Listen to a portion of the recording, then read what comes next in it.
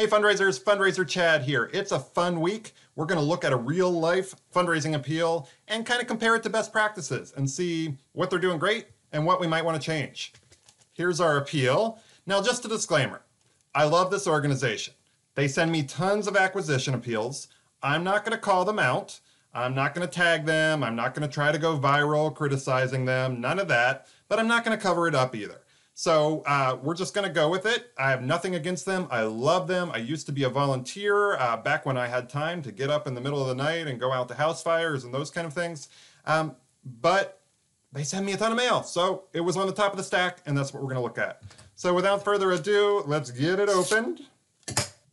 All right, first things first, two things on the envelope I have an issue with. First, the envelope itself. It's a window envelope. What comes in window envelope? Bills. You don't want your fundraising solicitation to look like a bill. You want it to be an invitation, not a mandate. So, printers will say that this saves you a lot of money. It saves you a little bit of money, but the connotation really isn't worth it. You don't want your appeal to look like a bill. What else don't I like? Your supporter card is enclosed. You're saying what's in it. I want them to open it and see the story and respond rather than say, oh, it's a solicitation before it's even open.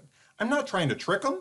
But I want them to open it and then decide if they want to read, not decide they don't want to read it before it's even open.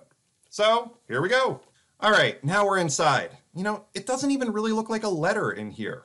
Fundraising best practice says that a 2-page letter yields the biggest response.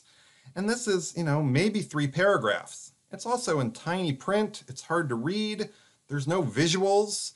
I do like that there's some bold, but I really wish it was the call to action that was bolded. It's signed by a person. That's nice. I love that there's a PS. A PS is almost guaranteed to be read. It's a great place to repeat that call to action. We have a reply device at the bottom. That's great too. I like that we're asking for specific amounts that do specific things. That's shown to increase response as well. There's a membership card on here. It's not exactly fundraising best practice, but I bet it is for the organization.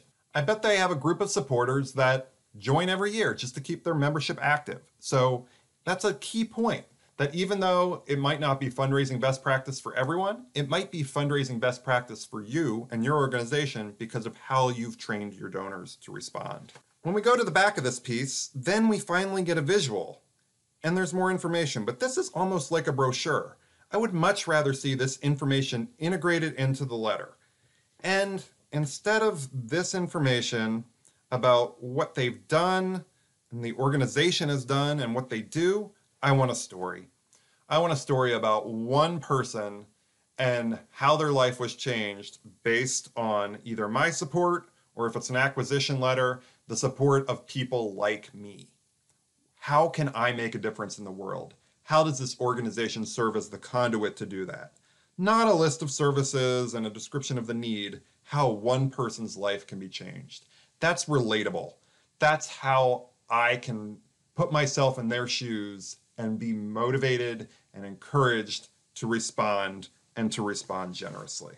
The final piece is the reply envelope, and I love that we do that. What are most people going to do? Let's switch back to video and I'll show you. So here we are. We have our appeal letter. I'm going to respond to it. So I rip off our piece here. Again, that's an unnecessary step. You can just include a slip. The perf actually costs you extra money, and it takes away room from your letter where you can tell your story. But I'm going to respond anyway. So I pull it off. I put it right in there. And where does this go? This goes right in with my finances on my bill stack for the month. And when I cut checks or go online and make credit card donations, this will happen as well. That's why we do a reply device and an envelope, because they're going to just add it right in. That's our goal. All right, fundraisers, I hope that was helpful. A little different this week. Thanks for tuning in. Good luck in your year-end appeal, and happy fundraising.